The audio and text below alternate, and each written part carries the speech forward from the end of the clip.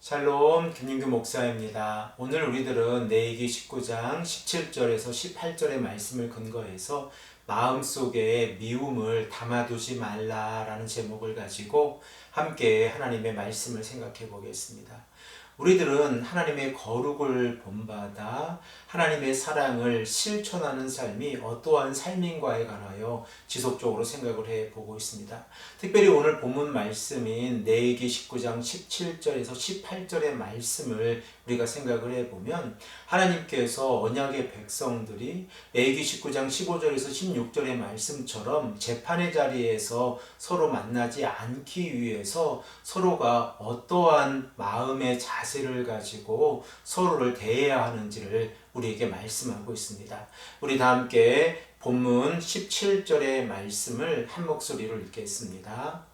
너는 내 형제를 마음으로 미워하지 말며 내 이웃을 반드시 견책하라. 그러면 내가 그에 대하여 죄를 담당하지 아니하리라. 하나님께서 오늘 본문 말씀을 통하여 우리에게 말씀하고 계신 핵심적인 메시지는 이웃을 사랑하라 라고 하는 메시지입니다. 그리고 언약의 백성들이 이웃을 사랑하는 모습은 그들의 마음속에 미움을 담아두지 않는 모습입니다. 미움이라고 하는 것이 무엇인가를 우리가 잠시 생각을 해보길 원합니다. 미워하다라고 하는 이 히브리어 동사의 의미를 생각을 해보면 상대를 향하여 마음의 감정이 악화되어져 있다라는 의미를 가지고 있습니다.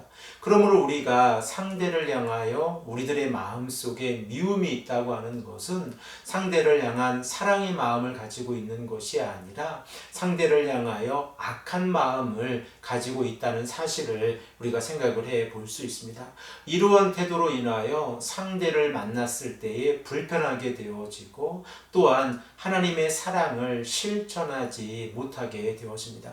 그 결과 서로를 향한 미움의 마음은 재판의 자리에까지 이어진다고 하는 사실을 우리가 잘 알고 있습니다. 그러므로 성도가 이 땅을 살아가면서 서로를 사랑하고 그리고 하나님의 사랑 곧 하나님의 거룩을 실천하는 모습은 우리들의 마음속에 미움을 담아두지 않는 모습입니다.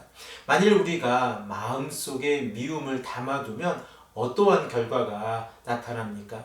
우리들은 창세기 4장의 말씀을 통하여 가인과 아벨의 사건을 너무나도 잘 알고 있습니다. 하나님께서는 가인이 하나님 앞에서 드린 그 예물을 받지 아니하셨고 아벨이 드린 그 예물을 받으셨습니다. 그러나 성경은 가인과 그의 예물을 받지 아니하셨다라고 말씀하고 있고 그리고 아벨과 그의 예물을 받으셨다라고 말씀하고 있습니다. 그 내용을 우리가 잠시 생각을 해보면 하나님께서는 예물의 종류에 따라서 그 제사를 받고 안 받고를 결정하시는 것이 아니라 그 사람의 마음의 태도, 삶의 태도에 따라서 하나님께서 그 예물을 받으시고 받지 아니하시고를 결정한다고 하는 사실입니다.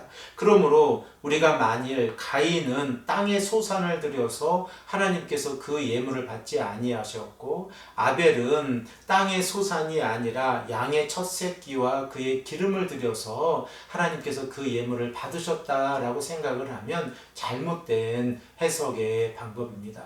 그러면 하나님께서 가인의 제사를 받지 아니하시고 아벨의 제사를 받으셨을 때에 가인의 마음 가운데 어떠한 마음이 있었습니까? 그 마음에 미움과 시기와 질투의 마음이 있었습니다. 그 결과 가인은 자신의 동생을 죽이는 첫 번째 살인을 저지르게 되었습니다. 이렇게 우리가 가인과 아벨의 사건을 통하여 생각해 볼 수 있는 것은 마음속의 미움이라고 하는 것이 얼마나 심각한 죄인가를 다시 한번 생각해 볼 수 있습니다. 미움이라고 하는 것이 살인의 시작점이 되어졌다는 사실을 우리가 생각을 해보면 사도 요한이 요한일서 3장 15절의 말씀에서 동일한 말씀을 우리에게 하고 계시다는 사실을 생각해 볼 수 있습니다. 우리 다 함께 요한일서 3장 15절의 말씀을 한 목소리로 읽겠습니다.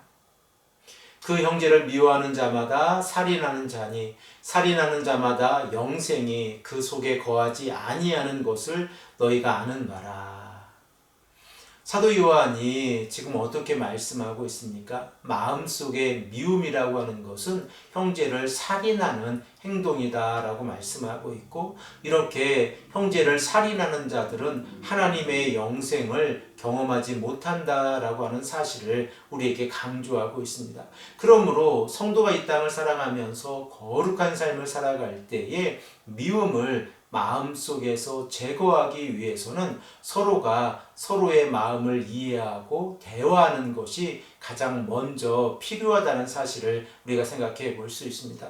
본문 17절에 이 하반절의 말씀을 보면 내 이웃을 반드시 견책하라. 그러면 내가 그에 대하여 죄를 담당하지 아니하리라 라고 말씀하고 계신데, 견책하다라고 하는 이 히브리어 동사의 의미를 우리가 생각을 해보면 함께 논의하다라는 의미를 가지고 있습니다. 그러므로 하나님 앞에서 마음속에 미움을 가지고 있는 자들은 서로를 향하여 그 마음이 왜 이렇게 미움을 가지게 되어졌는지 함께 논의하고 그리고 대화하는 것이 필요합니다. 그런데 그 대화의 시작점이 서로를 향한 질투나 시기나 미움으로 시작하는 것이 아니라 사랑과 친절과 존중의 자세로 서로가 함께 대화를 나누어져야 한다는 사실입니다. 이러한 대화가 나누어질 때에 그들은 서로가 서로의 마음을 이해하게 되어지고 서로가 서로를 용서하게 되어지고 하나님 앞에서 화목하게 되어질 것입니다.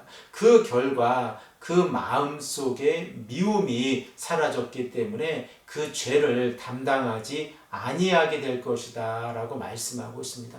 사랑하는 성도 여러분, 우리들이 이 땅을 살아가면서 하나님 앞에서 사랑을 실천하고 그 말씀에 순종하는 삶은 너무나도 소중합니다. 그래서 오늘 본문 말씀 18절의 말씀을 보면 마음속에 미움이 있는 자들은 그 마음을 버리고 하나님을 사랑하듯이 이웃을 사랑해야 한다는 사실을 우리에게 말씀하고 있습니다. 18절의 말씀도 우리가 한 목소리로 읽겠습니다. 원수를 갚지 말며 동포를 원망하지 말며 내 이웃 사랑하기를 내 자신같이 사랑하라. 나는 여호와니라. 하나님께서 마음속에 미움을 가지고 있는 자들에게 어떻게 말씀하고 계십니까? 첫 번째로 원수를 갚지 말라라고 말씀하고 있고, 그리고 두 번째로 동포를 원망하지 말라라고 말씀하시면서 이렇게 행하는 이웃사랑의 모습을 자신의 모습을 사랑하듯이 내 이웃을 사랑하라 라고 말씀하고 있습니다. 우리들은 이러한 삶이 얼마나 힘들고 어렵다고 하는 사실을 잘 알고 있습니다. 그러나 하나님께서 하나님의 거룩을 본받는 자들이 이 땅을 살아가면서 하나님의 말씀에 순종하고 이웃사랑을 실천하라 라고 말씀하고 계신 이 내용을 우리가 생각을 해보면 우리들의 마음 안에 상대를 향한 미움의 마음을 가지지 아니하는 것이 이웃사랑의 시작점이 되어진다는 사실 또한 깨닫게 되어집니다. 우리가 우리들의 마음을 하나님 앞에서 거룩하게 살아가기 위해서는 서로를 사랑하는 마음이 너무나도 소중합니다. 그리고 이렇게 서로를 향한 사랑의 마음이 우리들의 마음 안에서 싹트고 자라나게 되어질 때에 우리들은 상대를 이해하게 되어지고 상대의 연약함을 품고 서로를 배려하고 사랑하고 존중하는 관계로 성장해 갈 수 있습니다. 또한 이러한 삶이 하나님 앞에서 거룩한 삶이라는 것을 우리가 잊지 않고 하나님의 말씀에 순종하시는 귀하고 복된 성도님들이 되시기를 간절히 축복합니다. 함께 기도드리겠습니다. 아버지 하나님 감사합니다. 오늘도 우리에게 말씀하셔서 우리들의 마음 안에 미움을 간직하는 것이 얼마나 하나님 앞에서 죄된 성품이라고 하는 사실을 깨닫게 하시니 감사합니다.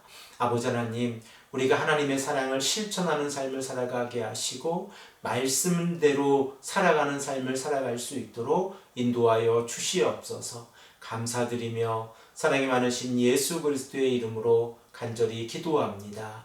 아멘.